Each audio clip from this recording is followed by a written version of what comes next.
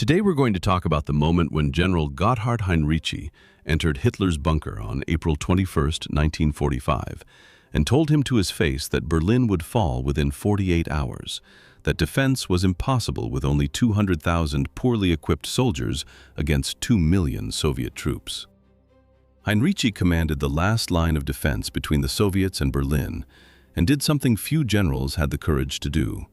He looked Hitler, and also Göring, in the eye, and said that the end had come. And at the end of this video, I'll tell you how Hitler reacted when he heard it, and how Heinrici got out of that room alive.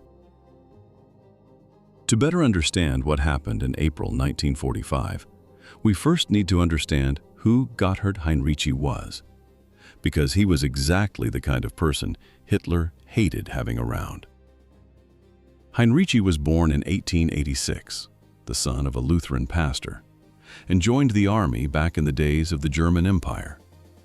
He fought in the First World War, won medals, and came out of it with a very clear military principle. The lives of his soldiers mattered more than any position on the map. That idea seems obvious, doesn't it? But in Hitler's world, it was unacceptable.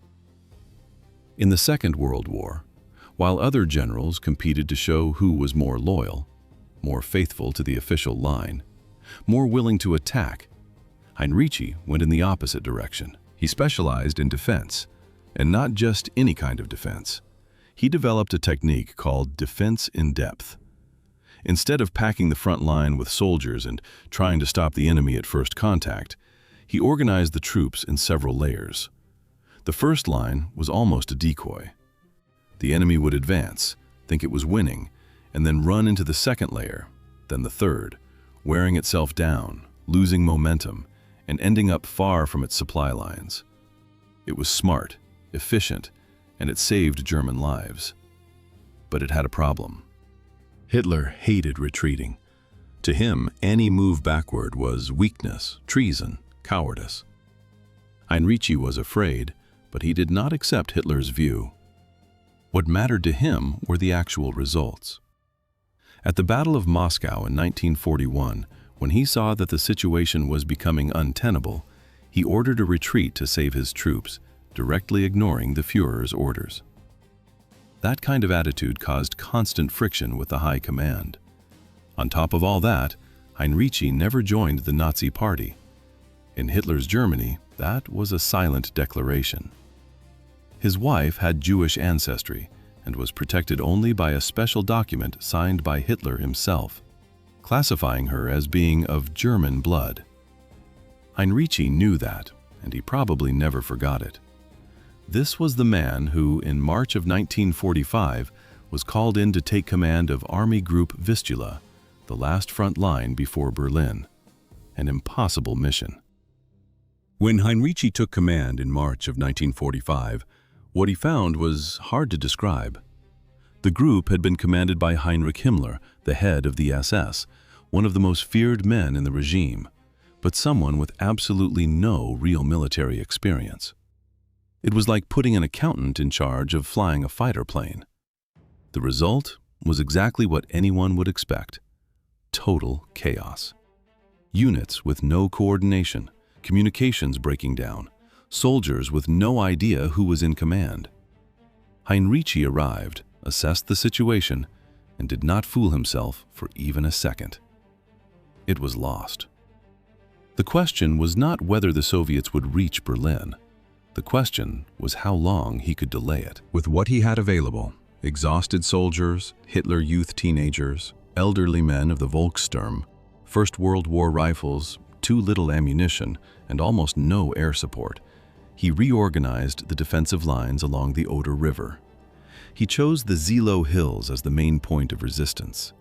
He ordered the plains near the river to be flooded to hinder the Soviet tanks, and did something that seemed insane.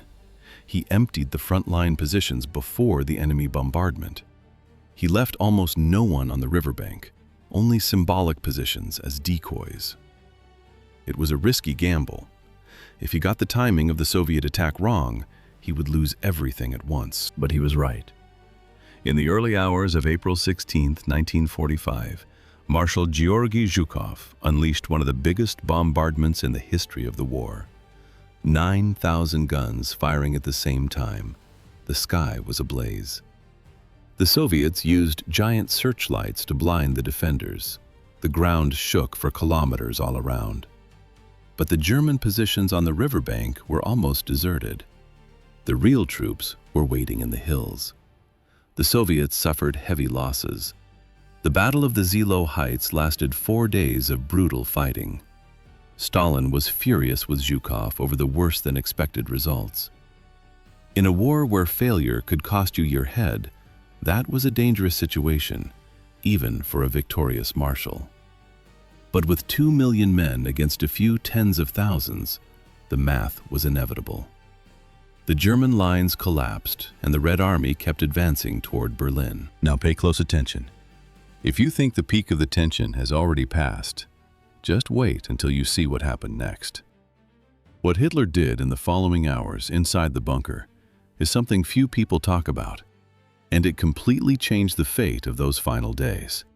So stay until the end, because what comes next is unbelievable. What was happening inside the bunker? Well, meanwhile, down below in the Führer bunker, the reality was different. The bunker was an underground structure divided into 2 sections, with concrete walls 2 meters thick. Hitler and his closest circle lived there, along with secretaries, doctors, officers, and Minister Goebbels with his entire family. The sound of the explosions came through muffled, like distant thunder, but it came through. Hitler had moved into the bunker for good on January 16, 1945. And from then on, the outside world kept feeling farther and farther away. The daily military meetings were his main point of contact with the war, and those meetings were carefully filtered. Generals who brought bad news were humiliated, dismissed, or worse. Over time, the system learned. You do not tell the Führer the truth. You present the facts in a way that makes them seem less catastrophic. You speak of position adjustments instead of retreats. You mention divisions by name without saying that those divisions had been destroyed weeks earlier. Hitler looked at the map and saw units that no longer existed. He ordered counterattacks that could not happen. He expected reinforcements that never arrived. And the circle around him, out of fear, convenience, or genuine belief, allowed it.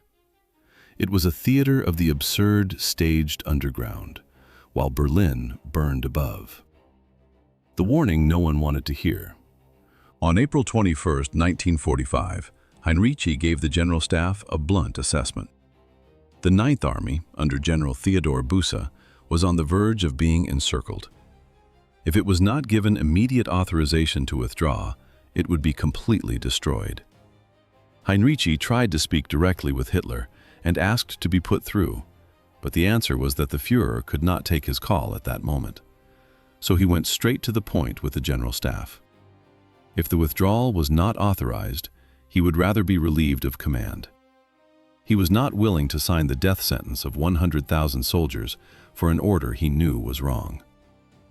The withdrawal was not authorized, and the Ninth Army stayed where it was. The result came a few days later at the Battle of Halba.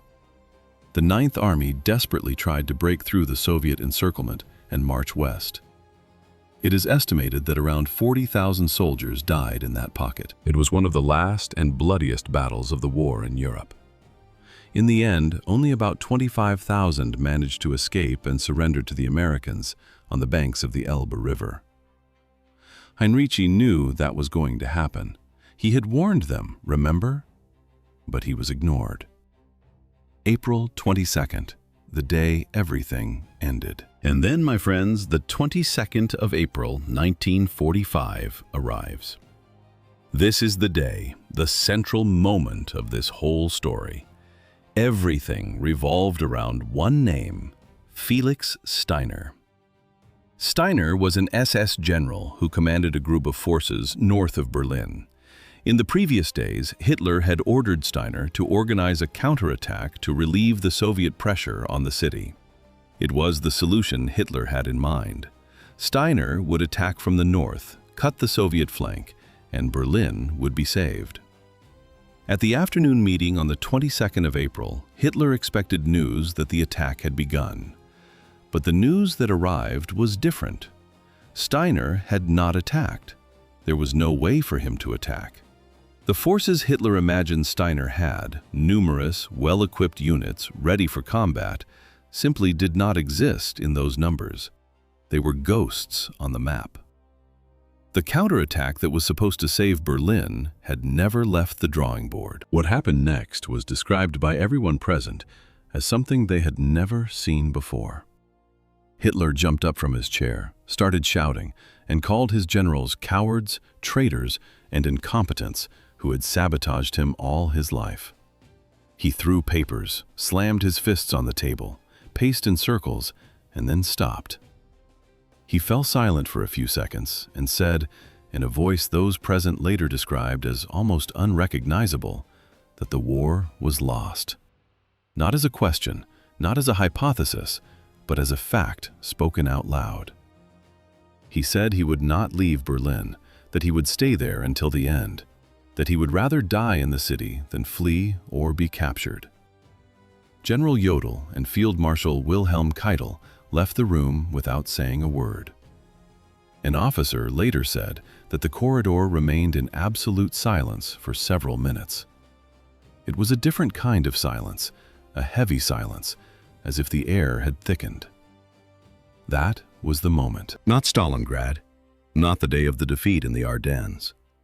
That afternoon, on the 22nd of April, 1945, in a bunker beneath a shattered Berlin, the man who had promised to conquer the world finally said out loud what everyone had known for a long time. If you're still with me, comment, "I want more stories." That helps the channel grow and also brings serious historical content to many more people. The following days brought total collapse. From the 22nd onward, things accelerated at a dizzying pace. On the 23rd of April, Hermann Göring's telegram reached the bunker. The regime's number 2, taking refuge at the Berghof in the Bavarian mountains, formally asked whether, given that Hitler was under siege in Berlin, the succession decree of 1941 had not come into effect, which meant that he, Göring, should assume command of the Reich. The tone was one of loyal concern. The content was an attempt to seize power disguised as bureaucratic formality. Hitler reacted with fury. He ordered Göring arrested immediately and accused him of high treason. One of the most powerful men in the Third Reich ended up imprisoned by the very regime he had helped build, while the Red Army closed in around the capital. On April 25th, American and Soviet forces met on the Elbe River in the city of Torgau. Germany had been cut in half.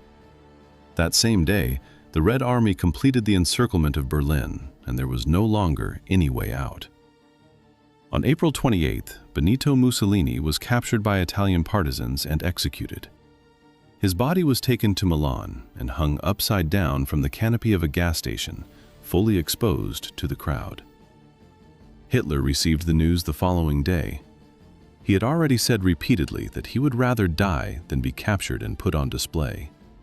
The fate of his Italian ally turned that fear into a concrete and final image. That same night, on April 28th, Hitler married Eva Braun in an almost surreal ceremony, with a civil registry official brought into the bunker while the explosions continued. Soon afterward, he dictated his political will, transferring power to Admiral Karl Donitz. It was like rearranging the furniture while the house was on fire. April 30th, the end. On the afternoon of April 30th, 1945, at around 3:30, 3:30 in the afternoon, Hitler said goodbye to the people still in the bunker, shook hands, said a few words, went into a private room with Eva, and closed the door. Eva swallowed a cyanide capsule. Hitler did the same and also shot himself, suspicious to the end that the poison might not be enough. The aides found them both dead on the sofa. Following orders Hitler had given in advance, the bodies were taken to the Chancellery Garden, drenched with gasoline, and set on fire. Smoke rose among the ruins, with no final speech, no great last battle, no epic escape. The end was a closed room. a muffled gunshot, and smoke rising in the shattered garden. The man who had promised a 1,000-year empire had lasted 12. Germany was in ruins. The country that remained after the surrender was unrecognizable. Berlin had been destroyed across more than 70% of its urban area. Cities like Dresden, Hamburg, and Cologne were landscapes of rubble. Millions of civilians were left homeless, without food, without running water, without basic services. The number of German dead, civilians and military alike, is estimated at between 6 and 9 million people over the course of the entire war. And that is without counting the 6 million Jews murdered in the Holocaust. Or the millions of Soviets, Poles, French, Britons, and people from dozens of other countries who also paid the price for that project of domination. The roads were clogged with displaced people. Germans expelled from the Eastern Territories, former prisoners of war, survivors of concentration camps trying to find some way back home. It was the largest population displacement in modern history. The division of Germany. The Allies, the United States, the Soviet Union, the United Kingdom, and France, divided Germany into 4 occupation zones. Berlin, even though it lay within the Soviet zone, was also divided into 4 sectors. At first, there was an intention to preserve some administrative unity, but that did not last long. The Cold War began to take shape almost immediately.